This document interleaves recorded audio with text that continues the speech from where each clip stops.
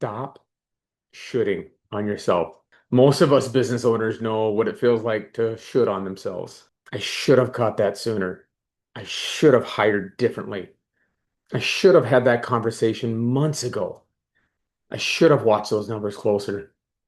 I should have known better. That language gets caught up on us a lot, and we do it to ourselves quite a bit with our internal talk. There's a reason that that phrase lands. It sounds close enough to another word because, in a way, that's what many of the owners are doing to themselves. They're treating themselves poorly, but using language that sounds responsible enough to get away with it. Like we're just being holding ourselves accountable, when really that's not what we're doing. We're just beating ourselves up. On the surface, it looks like accountability. We're saying, hey, I should have, and I'm standing up and taking that accountability. The owner's not blaming someone else. They're looking inward. They are taking responsibility. They are recognizing that something happened in the business that should not have happened, or at least should not have gone on as long as it did. And to our benefit, that kind of honesty matters. That transparency is important in a business. And that's what gives it the validity. But there's a point where reflection stops being useful and turns into punishment.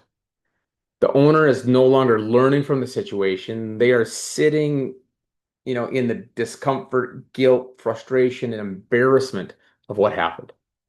But they do not bring enough love or curiosity to it to truly gain clarity, which is the value, right? Instead, they're just replaying it again and again and again. And that's what I mean by shooting on yourself. By just treating yourself in that way that judges yourself into this depth of guilt and shame and embarrassment that is probably very tough to climb out of. It is the internal loop that keeps pulling your attention back to the same mistakes, the same missed decisions, the same hard conversations that you avoided, the same processes you never built, or the same number that you wished you would have looked at sooner. Here's the part I want to call you out clearly. That might feel like ownership, but it's not always leadership. Okay? Ownership should move you forward, move you towards awareness, clarity, and the right action. Shooting on yourself actually keeps you stuck in the emotional cost of the last one. There's a difference between learning from the past and living under it and carrying that weight on top of you. Learning asks, what does this teach me? Shooting asks, why wasn't I better? Learning creates a next step that looks forward of what should we do, right? What could we do? Shoulding just creates another loop, another story that we tell ourselves and that we put on our shoulders. This is a real blind spot for owners because so much of the business does rest on your shoulders. When something goes wrong, it makes sense that you would look inward. A responsible owner should ask, what was my role in this? How could I have possibly helped to be better? Or what was my responsibility there? But that question has to lead somewhere useful. If it only leads to guilt, frustration, or another round of mental criticism, then it's not helping the business. And it's draining the person the business still depends on. And it's tough because it's subconscious. You may not even know that you're doing it sometimes. And that's where the concept of swinging the hammer matters. Swinging the hammer does not mean ignoring what went wrong. What it means is it doesn't mean pretending that the missed hire or the cash issue or the customer problem or the team conflict or the leadership gap is no big deal, right? That would be avoidance. And avoidance is usually part of how these issues grow in the first place. That which we avoid grows. Swinging the hammer means you sit with what happened long enough to see it clearly, and then you put your energy into the next constructive action, right? Start swinging the hammer.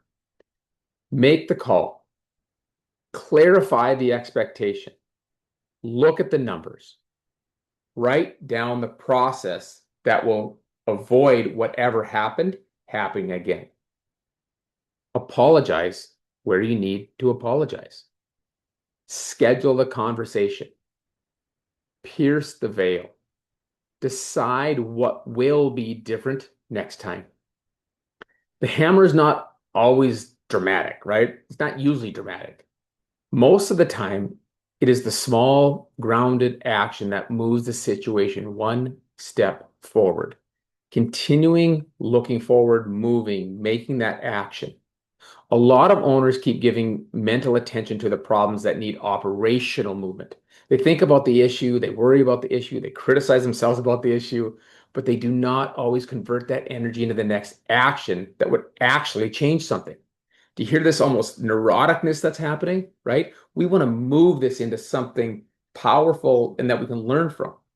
The business does not need you to pretend that everything's fine, right? That's where that avoidance shows up and that anxiety shows up and just builds and creates more anxiousness and fear and shame.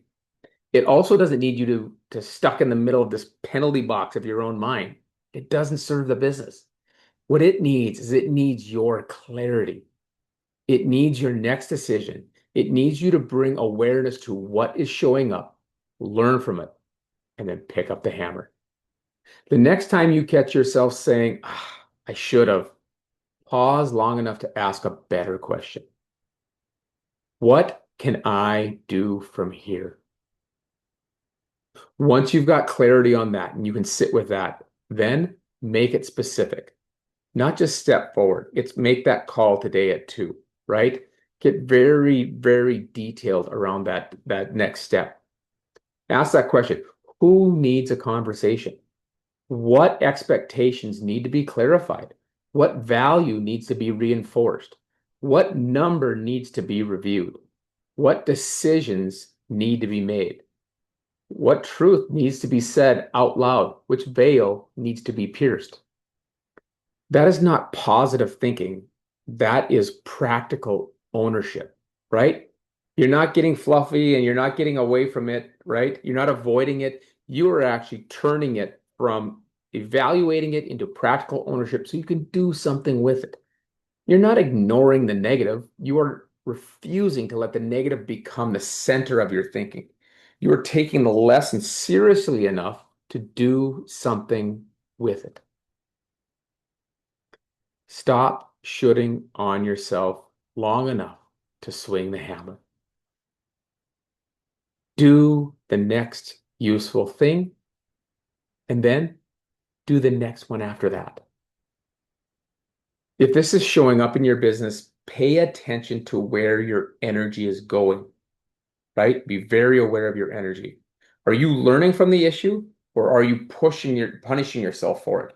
Are you bringing curiosity to what happened, or are you using it as another reason to beat yourself up? Oh, there you go again, right? The answer may show you exactly where the next right steps need to be. That reflection, that awareness is so powerful. I hope I can help you. I hope this served, and I look forward to supporting you along your journey. Have a wonderful, amazing day.